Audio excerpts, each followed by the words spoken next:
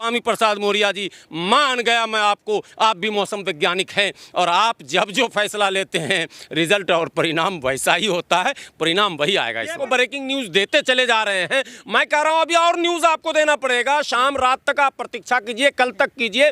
Ticket का बंटवारा शुरू हुआ है और विकेट, इधर टिकट और उधर विकेट दोनों देखते रहेगा। विकेट गिरता चला जाएगा, लगातार 11 विकेट कम से कम गिरेगा, ऑल आउट होना है। वो बादल छट चुके हैं। स्वामी प्रसाद मौर्य, मैंने उदाहरण दिया ना 2012 का आपको, 12 में स्वामी प्रसाद मौर्य जंप किए, 17 में जंप किए, बसपा को छोड़ा और भाजपा में आए, भाजपा 300 पार। अब भाजपा को छोड़ा, सपा में आए, सपा 300 पार। लिख लीजिए। साबित होते हैं, ऐसा केपी प्रसाद मौर्य कहना है। और मैं उनसे कह रहा हूं कि जल्दी से निर्णय लें, कहीं देर न हो जाए भैया, देर न हो जाए, वो गाना गाना पड़ जाएगा। इसलिए फैसला जल्दी से लें। भारत जहां साधु संतों का इतना बड़ा संगम है, वहां साधु संत नहीं मिले ऐसे जो आधारशिला जिनके हाथों से रखाया जाता। इन लोगों ने संतों को अपमानित किया, छोड़कर चले गए। कई और बसपा के लीडर चले गए सपा में, अब भाजपा के नेता जा रहे हैं। और अगर ओम प्रकाश राजभर की बात आप मान लें तो कई मंत्री संपर्क में हैं उनके, यानी कि मामला बहुत विस्फोटक होने वाला है। और भारतीय जनता पार्टी का सुपरा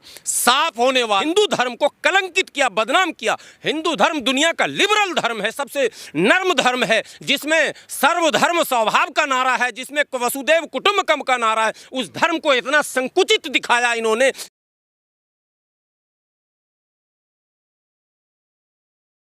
नमस्कार, एक बार फिर से आप सभी का स्वागत है DS4 न्यूज में।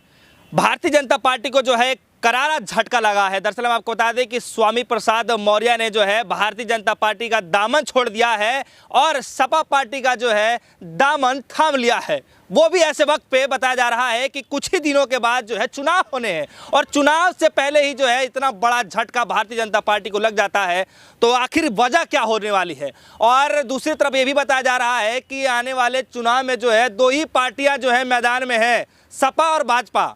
लेकिन भाजपा से जब कोई बड़ा नेता जब टूट करके जो है सपा में शामिल हो जाएगा तो क्या कहलाने वाला है और क्या माहौल बदल जाएगा, मतलब ऊंट किस करवट जो है लेने वाला है, इस पे जानकारी लेने वाले हैं। और इस पे जो है खलबली मची हुई है कि भारतीय जनता पार्टी में जो है दरअसल ये हो क्या गया, क्योंकि आज ही के दिन तो सीट बंटवारे होने थे और ये घटना सुनाई दे दी। चलिए इस पूरे मसले बातचीत करने के लिए जो है राजनीतिक विश्लेषक के तौर पे जाने जाते हैं हाफिज गुलाम सरवर जी, सामाजिक कार्यकर्ता भी हैं, तो काफ़ी बहस जो है पकड़ रखते हैं राजनीतिक में, बिहार से लेकर के बंगाल तक, उत्तर प्रदेश में भी सब कुछ। चलिए इनसे जानकार लेते हैं कि दरअसल इस स्वामी प्रसाद मौर्य ने जिस तरीके से झटका दिया है भारतीय जनता पार्टी को, झटका ही है या फिर कुछ और नीति चली है। आपका स्वागत है। क्या लग रहा है इस बार जिस तरीके से स्वामी प्रसाद मौर्य ने एक झटका दिया है, पूरी पार्टी जो है सुगबुगा सी गई है, क्या सिंहासन डोल रहा है, नो डाउट। बिल्कुल योगी जी के जाने का अब जो है फाइनल संकेत, अब तक संकेत था, अब ये समझिए कि फाइनल ही योगी जी गए। कारण अब आपको एक उदाहरण बता दूं, स्वामी प्रसाद मौर्य जो है ना, ये शुभ और अशुभ होते हैं और भारतीय जनता पार्टी का विश्वास भी इस पर होता है। व्यूवर चौंकेंगे, ये वही स्वामी प्रसाद मौर्य हैं जो बसपा को छोड़कर पिछले चुनाव में भाजपा में आए थे और बसपा सिमट गई दिहाई पे और भाजपा पूर्ण बहुमत से भी सैकड़ों सीट आगे, यानी 300 प्लस। स्वामी प्रसाद मौर्य केशव प्रसाद मौर्य से कई गुना ज़्यादा अपने मौर्य समाज में प्रभाव रखते हैं और इनके बेटे भी मौर्य समाज के युवाओं में लोकप्रिय हैं। अब बाप गए तो बेटा भी गए, जाहिर सी बात है। पूरी माने टीम ही लेकर कोई भी नेता जाता, टीम छोड़कर तो जाता नहीं है। स्वामी प्रसाद मौर्य का इस समय भाजपा को अलविदा कहना और सपा का दामन थामना, अब जो सी वोटर और डी वोटर और फला वोटर का जो सर्वे था वो यहाँ से मामला बिगड़ गया और अब तस्वीरें बिल्कुल साफ धीरे धीरे हो रही है।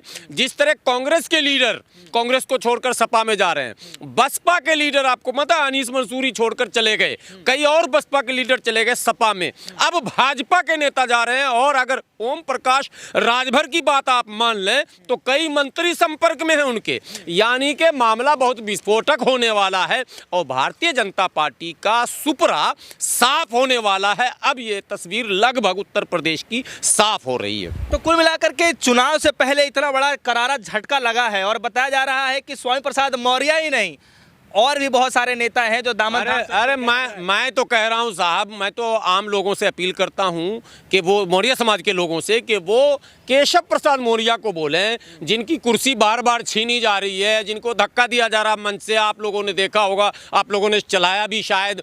Keshav Prasad Maurya deputy chief minister हैं, एक और डिप्टी चीफ मिनिस्टर तो हैं ही, वो भावी मुख्यमंत्री थे पिछले चुनाव में और प्रदेश अध्यक्ष थे। तो इतना कद्दावर नेता है, उसके बावजूद मंच पर उन्हें धक्के दिए जा रहे हैं और पीछे की लाइन में बैठने को विवश किया जा रहा है। और धक्का देने वाला या कुर्सी से हटाने वाला कोई और नहीं, वो मौजूदा मुख्यमंत्री योगी आदित्यनाथ स्वयं हाथ से कर रहे हैं। चलो यहाँ से बड़ी खबर के साथ एक बार आपको रूबरू फिर से करा दूं कि इस वक्त बड़ी खबर आ रही है। हम आपको बता दें कि तिनवारी विधानसभा से जो है भाजपा के विधायक ब्रिजेश प्रजापति ने भी जो है पार्टी को इस्तीफा दे दिया है। बड़ी खबर के साथ क्या मैं कह रहा हूं, आप सुन रहे हैं, मैं कह रहा हूं स्वामी प्रसाद मौर्य का जाना ये संकेत अब हो चुका है। अब ग्रीन सिग्नल जल गया है, समाजवादी पार्टी पूर्ण बहुमत से सत्ता में आने जा रही है। और मैं आपको आश्चर्य होगा, हमारे राष्ट्रीय अध्यक्ष आदरणीय डॉक्टर एजाज अली साहब ने बाज़ाब्ता फोन करके हमें आदेश किया कि आपको बहुत जल्द यूनाइटेड मुस्लिम मोर्चा, जिस संगठन का मैं राष्ट्रीय प्रवक्ता हूं, उस संगठन के बैनर तले आपको प्रेस कॉन्फ्रेंस करके समाजवादी पार्टी के समर्थन का ऐलान करना है। मतलब तस्वीर साफ है कि तमाम जो अनुभवी राजनेता हैं, तमाम अनुभवी है। ये बातें मैं इसलिए कह रहा हूं कि बिहार में नीतीश कुमार को समर्थन किया था हमारे राष्ट्रीय अध्यक्ष ने, हमारे संगठन ने, और बंगाल में ममता को किया था, और उत्तर प्रदेश में सपा को करने का मतलब है कि तमाम अनुभवी नेता अगर कह रहे हैं कि सपा मतलब अखिलेश यादव के नेतृत्व पर काफी भरोसा बढ़ रहा है लोगों का। और अब जब स्वामी प्रसाद मौर्य और अभी जिनका आप नाम ले रहे हैं, लगातार आप लोगों को ब्रेकिंग न्यूज देते चले जा रहे हैं, मैं कह रहा हूं अभी और न्यूज आपको देना पड़ेगा। शाम रात तक आप प्रतीक्षा कीजिए, कल तक कीजिए। टिकट का बंटवारा शुरू हुआ है और विकेट, इधर टिकट और उधर विकेट, दोनों देखते रहेगा। विकेट गिरता चला जाएगा, लगातार 11 विकेट कम से कम गिरेगा। ऑल आउट होना है भारतीय जनता पार्टी को, ऑल आउट हो जाना है चुनाव से पहले। घुटने के बल भारतीय जनता पार्टी आएगी। इसलिए एक और बड़ी खबर हम आपको बता दें कि एक और बात ही चर्चा चली रही थी कि एक और विधायक ने इस्तीफा दे दिया है, लेकिन अभी तरीके से पूरा खुलासा नहीं हो पाया है। लेकिन जैसे ही अपडेट आएगा मैं आपको बता देंगे। लेकिन एक और विधायक ने इस्तीफा दे दिया लगातार। मैं कह रहा हूं, मैं कहता जा रहा हूं और आप सुनते जाइए। मैं कल फिर आपसे मिलूंगा और मैं आपको बताऊंगा 11 लोग कम से कम देंगे। इनका सुपड़ा साफ होना, इन्होंने जातिवादिता को, जातिवाद को बल दिया। इन्होंने जबरन फर्जी धर्म, हिंदू धर्म को कलंकित किया, बदनाम किया। हिंदू धर्म दुनिया का लिबरल धर्म है, सबसे नर्म धर्म है, जिसमें सर्वधर्म स्वभाव का नारा है, जिसमें वसुदेव कुटुंबकम का नारा है। उस धर्म को इतना संकुचित दिखाया इन्होंने कि यह धर्म उसको मारेगा, उसको काटेगा, उसको पीटेगा, उसको भगाएगा। अरे हिंदू धर्म के चेहरे को कलंकित करने वाले ऐसी पार्टी को यह कहने का अधिकार ही नहीं है कि वो हिंदू धर्म की रक्षा करेगी। साधु संतों को जो काम करना था वो साधु संतों को ये करने नहीं दे रहे हैं, उन्हें भी बाधा पहुंचा रहे हैं। जहां आपको याद होगा राम जन्मभूमि का शिलान्यास, साहब आप राम जन्मभूमि का शिलान्यास कर रहे, प्रधानमंत्री कर। भारत जहां साधु संतों का इतना बड़ा संगम है, वहां साधु संत नहीं मिले ऐसे जो आधारशिला जिनके हाथों से रखाया जाता। इन लोगों ने संतों को अपमानित किया, धर्म को बदनाम किया है और जातिवाद को बढ़ावा दिया है। योगी आदित्यनाथ ने एक जाति विशेष को केवल सत्ता का लाभ पहुंचाने के लिए उनके हाथ में कानून दे दिया कि तुम ही राजा हो, तुम जहां जो चाहोगे करोगे। और यह दिखा है कई जगहों पर यादवों पर, कई जगहों पर जाटवों पर, कई जगहों पर मुस्लिमों पर, कई जगहों पर मौर्या पर, कई जगहों पर राजभर पर, इन तमाम बिरादरियों पर जो पिछड़े और दलित हैं उन पर इन्होंने अत्याचार किया है साहब। चाहे वो कानपुर की घटना हो, चाहे अलीगढ़ की घटना हो, चाहे हाथरस की घटना हो, चाहे जितनी घटनाएं आप उठाकर देख लो, इस सरकार में अत्याचार हुआ है। और ये लोग समय का प्रतीक्षा कर रहे थे। जो SC ST OBC के इनके विधायक थे, उनके कलेजे पर भी सांप लौट रहा था।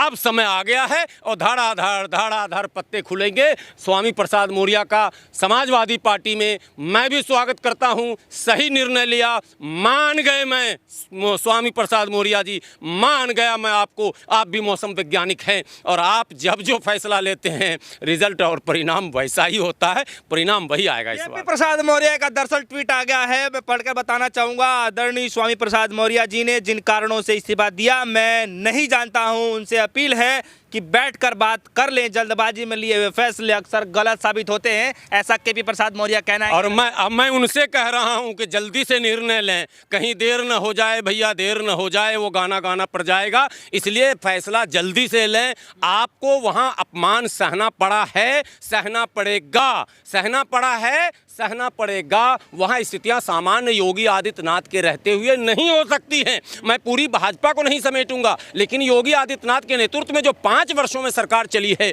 उसमें कहीं भी किसी विधायक और मंत्री को काम करने का अधिकार भी नहीं दिया गया है, केवल इसलिए कि वो अमुक जाति से संबंध रखते हैं। तो मैं तो केपी प्रसाद मौर्य से भी कहता हूं कि देर नहीं कीजिए, स्वामी प्रसाद मौर्य के मार्ग का अनुसरण और अनुपालन करते हुए अतिशीघ्र निर्णय लीजिए और उत्तर प्रदेश को एक अच्छी सरकार देने में आप भी सहयोगी बन जाइए। सरवर जी, सवाल है मेरा, चुनाव से पहले इस तरीके से एक बड़ा जो खबरें लगातार चल रही है, पूरा माहौल तैयार किया जा रहा था। हम लोग ग्राउंड सर्वे जब भी लगातार करते हैं तो बहुत ही तर्क वितर्क की चीजें देखने को मिलती है, लेकिन इस फैसले के बाद से जो बड़ी खबर के साथ जो झटका लग रहा है भारतीय जनता पार्टी को, बीजेपी को, इससे कोई बड़ा फर्क? अब प्रतिक्रिया की प्रतीक्षा कीजिए, योगी आदित्यनाथ जी क्या कहते हैं। उनके तो होश उड़े हुए होंगे, शब्द भी अब उनको मिलेंगे कि नहीं मिलेंगे, लेकिन बहरहाल वो तो बड़े निडर और निर्लज्ज टाइप के हैं, शब्द कहीं से गढ़ेंगे, लेकिन उनके जवाब की प्रतीक्षा कीजिए, क्या वो कहते हैं स्वामी प्रसाद मौर्य के जाने पर।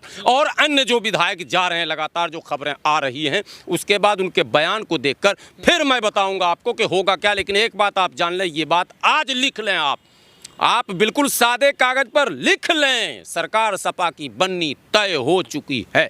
सिर्फ इस वजह से? सिर्फ इस वजह से नहीं, अब तक जो दुविधा था, जो शंकाएं थी, जो एक बादल लग रहा था, वह वो बादल छट चुके हैं। स्वामी प्रसाद मौर्य, मैंने उदाहरण दिया ना 2012 का आपको, 12 में स्वामी प्रसाद मौर्य जंप किए, 17 में जंप किए, बसपा को छोड़ा और भाजपा में आए, भाजपा 300 पार। अब भाजपा को छोड़ा, सपा में आए, सपा 300 पार। लिख लीजिए। चलिए, तो ये रहे हमारे साथ राजनीति विश्लेषज्ञ और सामाजिक कार्यकर्ता भी हैं, पूरे चुनावी प्रकरण को जो है बड़े करीबी से समझते भी हैं। हाफिज गुलाम सरवर जी से हमने खासा बातचीत करी, आपका बहुत बहुत धन्यवाद। लेकिन मसला जो है अभी भी इसी बात को लेकर के पूरे मीडिया में हलचल मचा हुआ है, बीडीआई नहीं, तमाम पार्टियों में हलचल मची हुई है, और खास करके भारतीय जनता पार्टियों में, कि चुनाव से पहले इस तरीके की दांव और हमारे ही पार्टी में जो है सेंधमारी कैसे हो जाती है। और इस सेंधमारी को लेकर के ये भी जानना बेहद जरूरी है कि दरअसल चूक कहां हो जाती है कि भारतीय जनता पार्टी को जो चुनाव से पहले जो इस तरीके से करारा झटका खुद झेलना पड़ जाता है। आने वाले समय में काफी दिलचस्प होने वाला है कि दरअसल पूरा मामला